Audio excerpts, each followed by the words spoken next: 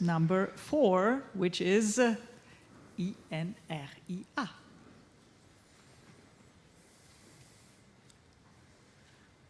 Take your time.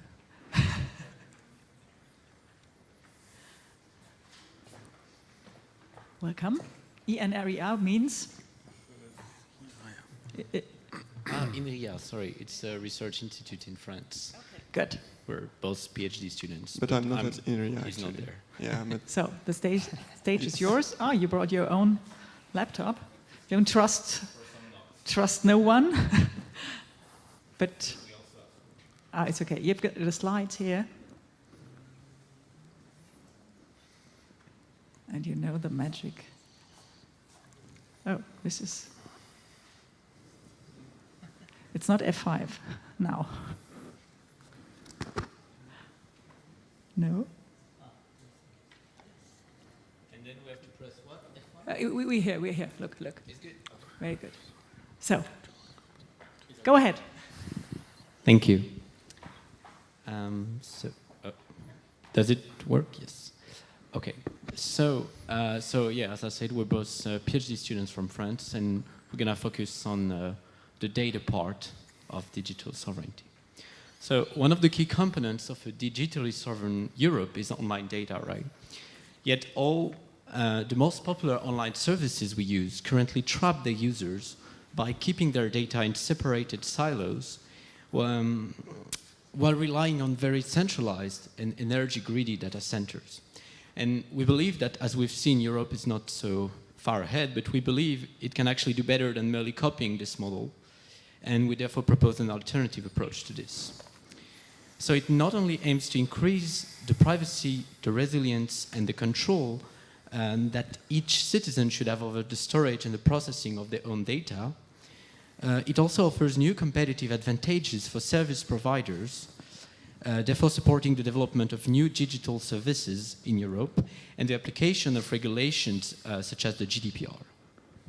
So the cornerstone of our proposition is to provide each European citizen with an online container for their personal data.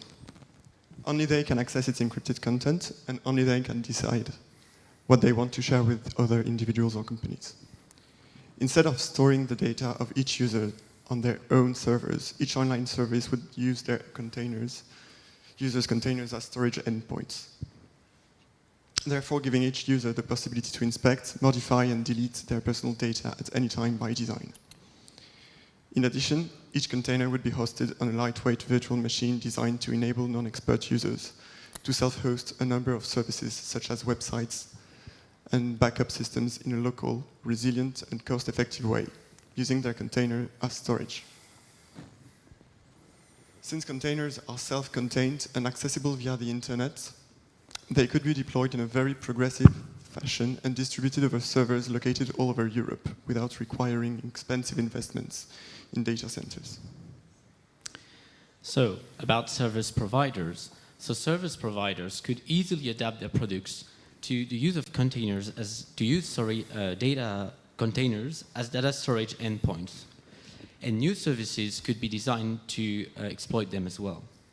So by enabling services to read and write data stored in the containers of their users, we can foresee a space of opportunities for rethinking the features and fixing the flows of all the online services we currently use. As an example, so a few examples what we could do, this space could include authentication methods that are safer than the passwords we keep using and forgetting and resetting and so on. We could have certified a digital version of our personal documents that we can use online when we need to, use them. But also imagine container-based protocols for instant messaging and social networking that go beyond the very centralized websites we use today. In addition, containers also lower the cost of creating new businesses by moving the data storage part to the user side and enabling self-hosting, which may otherwise be a burden for small startups or civic associations, for instance. The last part of our idea is to also build a European hub. This European hub would be a place that looks like GitHub, if you know what that is. So, which would allow citizens and developers to use this place to build new services that comply with this infrastructure of containers. But this would also allow the crowdfunding and also public funding of open source projects that use those hubs, those containers. So we have different ideas of how this funding could occur, in particular how the European Union could use this hub to fund projects. It could either be through the crowdfunding and replicating the donations of citizens, or through tax returns, or also through direct funding for certain public utility projects.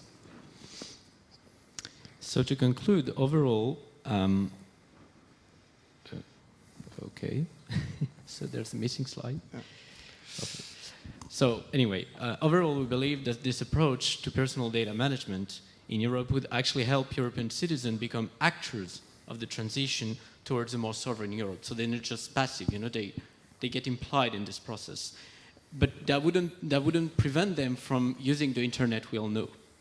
So during this presentation, we focused on the adaptation of existing services we all know to the infrastructure we introduced.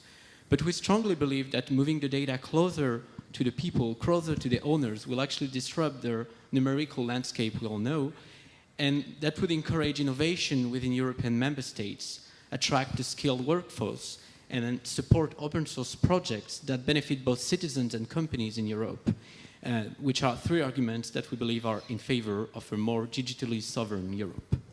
Thank you.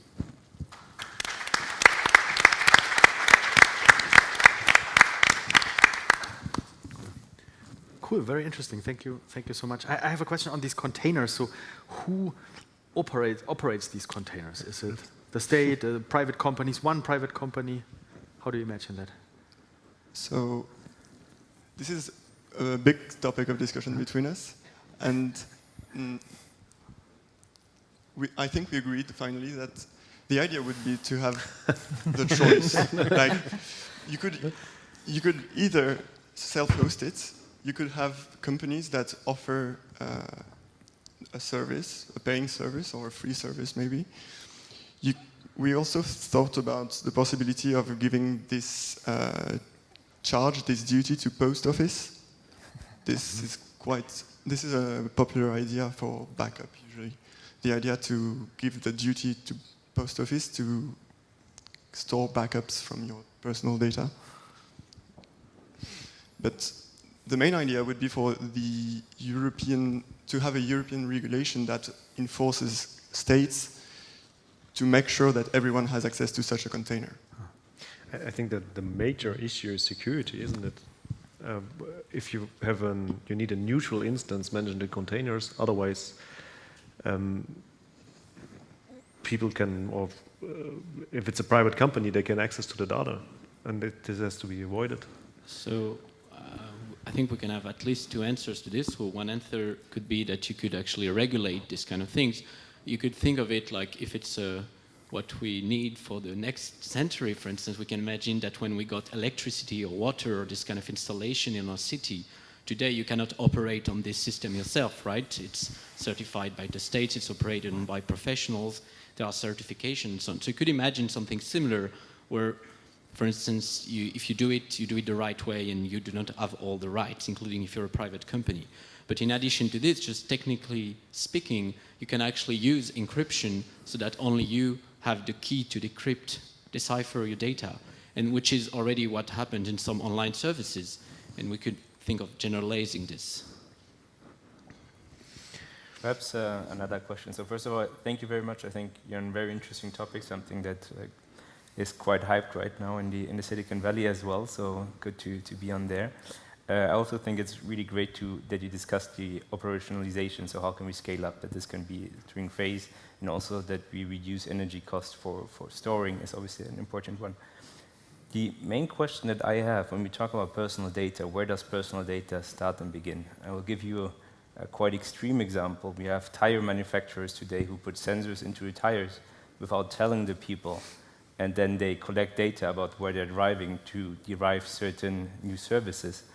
So where would you say, because then companies obviously don't want to share this personal data, so where do you see, is it that you have a scope where you focus on some areas, or is it that you want to tell all companies they have to give everything that's related somehow to people to give it away, or how would you structure that?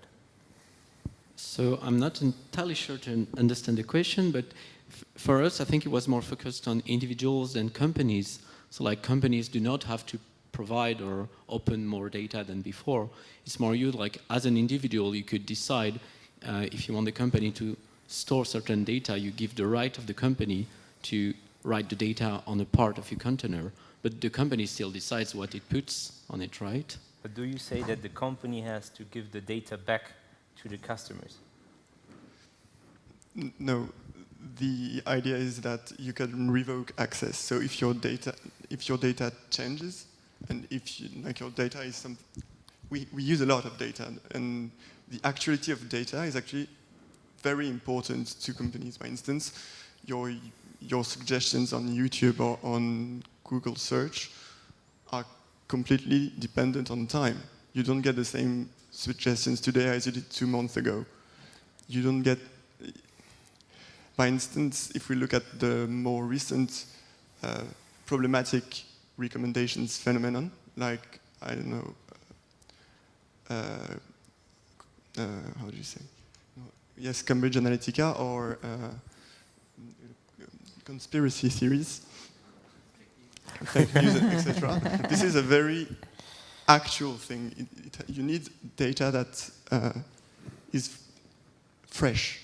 So if you revoke access to a company or to a private actor to your data, they only get what they had in the time. It's already a big step compared to what happens now. But so basically what you say is companies should keep the data, and then somehow we private people should tell, look, this and this data, I would like to have it here in my container. They shouldn't. It's not that they shouldn't, it's that they will. We can't trust American societies, American companies not to keep our data. That's what they make money with. So more or less you're saying we will have a container with all our data in, because today we have hundreds of containers at Apple, at Google, and so on. So we'll have then one central instance where the different private containers could pay in, more or less. And you have the power over it. So if tomorrow you decide, I don't want to use the service provided by this company anymore, it's not like, as someone said, you have to go through this whole very difficult process to get all your data from Facebook, for instance. It's all on your device. So if you say revoke the access, and if by law Facebook cannot keep it on their server and it's all on yours, on your container, then it's done, or can change it too if you have the right to modify the data and so on. I think this needs a lot of more, honestly I think the idea is really great. No? It needs a lot of more application, a lot of more thinking into detail how this would be operationalized. No? Yeah, Because I think it sounds a bit like bringing the right of data portability to the next level. So in the GDPR, you have the right to data portability. And the data that you describe here is the data that you could ask to be ported from one provider to the other. But with this right of data portability, and I think this is something you should look into, is that it's unclear what data is actually within the scope of the right of data portability. What is with observed data? The tire example that we have, it is personal data, but do I have a right to get this data? Because it says a lot about me. And I would like to have it in my container. So this is one of the more trickier questions that you will have to tackle. Yeah, no, I agree. I think that's a very good analysis. But I think there's also a lot of opportunity for you. If I look into public administration, so there's the once-only principle, and I think this could be an architecture to kind of address that we want to have data in public administration only in one place, but then a system of organized access, and that's maybe a little bit easier.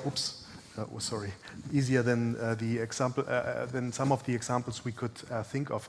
But my question would be this: now, to make this fly, what would be a good first case or maybe a good first initiative you could kind of put this idea into? I mean, we have important representatives from Gaia X and heard about many initiatives. So where do you think could you pitch your idea in order to show that it works, or to develop it further, and to show that this could actually be a thing? So from a use case to a European initiative, where do you think could this in which context could this thrive? So I think the password manager use case is really the one that is the most convenient. You basically now just have one device connected to your router at home, and from any other device that you have anywhere in the world, you have a private communication with this device, and you get your passwords as soon as you ask for them. So basically, this is the same system as Firefox sync passwords, or that iCloud keychain.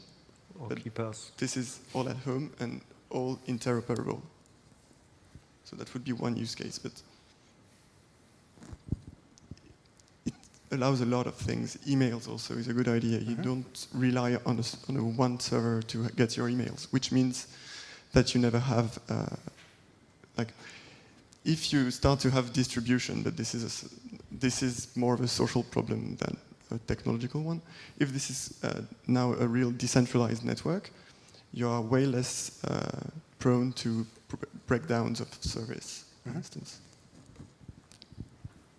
Yeah, I think the password thing is right to me. Could you generalize the idea of password to storing your identities? So if you say you have different, maybe sometime you want to be yourself, like if it's a government website or you're buying something online, but sometime you just want to use your pseudonym on some forum online, or so you can manage the identities, and then when you need to log in, you just pick the identity and it's verified by checking some token on the container, for instance. So I think it's a good idea for a start. Fantastic final words. Thank you very much. Thank you. Thank you.